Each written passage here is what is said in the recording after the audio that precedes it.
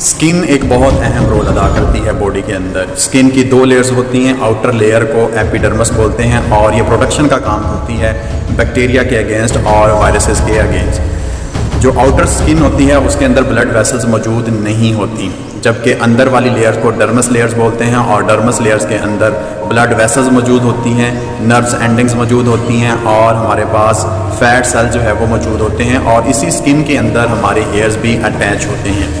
जो स्किन है, जो हमारी डर्मस लेयर है, ये टेम्परेचर को रेगुलेट करने के अंदर बहुत इसका अहम रोल है। ये टेम्परेचर को कैसे रेगुलेट करती है?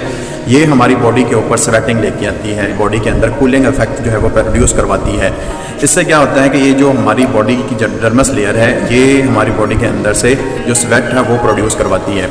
जब स्वेट प्रोड्यूस होता है, एवेपोरेशन होती है और हमारी बॉडी जो है वो कूलिंग इफेक्ट फील करती है। इसके अलावा जब मौसम बाहर ठंडा होता है, सर्दियाँ होती हैं, तो हमारी जो डर्मस